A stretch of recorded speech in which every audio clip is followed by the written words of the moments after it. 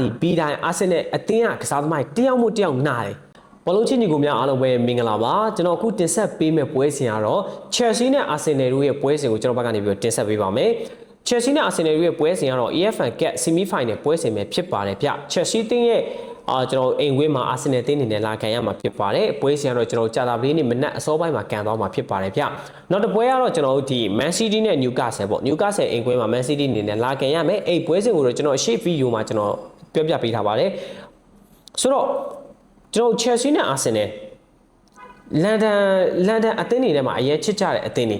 ဘာလို့လဲဆိုတော့ Arsenal အသင်းကလည်းကျွန်တော် Chelsea အသင်းမှာရှိနေတဲ့ကစားသမားတွေအများအားပေးတယ်အဓိကအားပေးတာက Arsenal အသင်းကအားပေးတာဗျဆိုတော့လန်ဒန်မှာအသင်းတွေအများကြီးရှိရယ်အများကြီးရှိကျွန်တော်တို့ဒီထိပ်တန်းအသင်းတွေကြည့်မယ်ဆိုရင်ကျွန်တော် Chelsea Arsenal Spurs အဲ့ဒီထဲမှာ Spurs တသင်းကိုပဲ Arsenal ရသူတွေရော Chelsea ရသူတွေရောဝိုင်းမုန်းကြတာဆိုတော့ဒီနှစ်သင်းက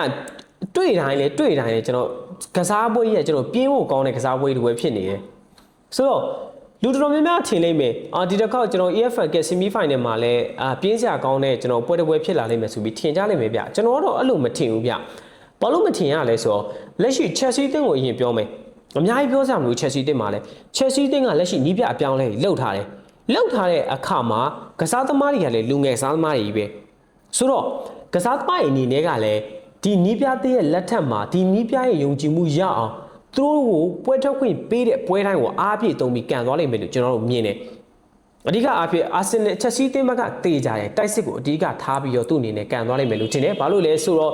Chelsea အသင်းကိုလက်ရှိကန်နေတဲ့နီးပြတယ်ကျွန်တော်တိုက်စစ်ကစားဟန်ရှိတဲ့နီးပြပဲဗျဆိုတော့ Chelsea အသင်းအနေနဲ့သူတို့ရဲ့အိမ်ကွင်းမှာ Arsenal ကိုတိုက်စစ်ကိုအားပြုပြီးကစားသွားလိမ့်မယ်ကျွန်တော် Arsenal အသင်းကိုပြန်ကြည့်မယ် Arsenal အသင်းကလည်းလက်ရှိမှာကျွန်တော် EPL မှာအဆင့်1ပြောမယ်ဆို Arsenal အသင်းအတွက်အရေးကြီးဆုံးဖလားက Champions League ဖလားတော့ဟုတ်ပါတယ်ဆိုပေမဲ့လည်းပဲကျွန်တော် England Premier League Cup က Arsenal အသင်းအတွက်အတော်လေးလည်းအရေးကြီးတယ်ဗျလက်ရှိမှာလည်းကျွန်တော် Man City ကိုကျွန်တော်တတ်နိုင်သလားအမှတ်လီတော့ဖြတ်ထားတယ်ဆိုပေမဲ့လည်းပဲ Arsenal အသင်းရဲ့အခုနောက်ပိုင်းနှစ်တိုင်းနီးပါးမှာဖြစ်တာရှိတာတခုရှိတယ်စောင်းရသည်ဘီတိုင်း Arsenal အသင်းကကစားသမားတယောက်မှတယောက်နာတဲ့အခါနောက်ပိုင်း Arsenal အသင်းအနေနဲ့တိုင်ပြတ်တော့တာပဲ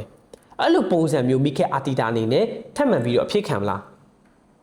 အဲ့ဒီအတွက်ကြောင့် Chelsea နဲ့ပွဲစဉ်မှာတေးကြတယ်ကျွန်တော်တို့ second line ရဲ့ကစားသမားတော်တော်များများကိုသုံးလာလိမ့်မယ်လို့ထင်တယ် second line ရဆိုပြီးတော့လည်းအထင်မသေးလိုက်နဲ့ဗျ Arsenal အသင်းမှာရှိနေတဲ့ second line ရဲ့ကစားသမားတွေလည်းတော်တော်လေး quality မြင့်တဲ့ကစားသမားတွေပဲဆိုတော့ကျွန်တော်ထင်ဒီနေ့ပွဲစဉ်ကဂိုးမိုးတွေရွာလိမ့်မယ်လို့ထင်ပါတယ် Arsenal တင်းနဲ့ Chelsea တင်းတို့ရဲ့ပွဲစဉ်ကတကယ်ဂိုးမိုးတွေရွာလိမ့်မယ်ဗျ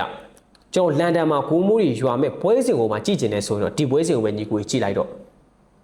ညီကိုတွေမျိုးဘယ်လိုရှိလဲကျွန်တော်တစ်ချက်လေးပြောပြပေးကြပါဦးကျွန်တော်ကခုနပြောခဲ့တဲ့အတိုင်းပဲကျွန်တော်က Chelsea တင်းကလည်းသူတို့ရဲ့နီးပြယုံကြည်မှုရအောင်ကစားသမားတွေအနေနဲ့အတော့အားထုတ်ပြီးကန်သွားလိမ့်မယ်နောက်တစ်ခုကကျတော့ Arsenal အသင်းဘက်ကပြန်ကြည့်မယ်ဆိုလဲ Arsenal အသင်းမှာရှိနေတဲ့ကစားသမားတိုင်းက quality မြင့်တဲ့ကစားသမားတွေဖြစ်တဲ့အတွက်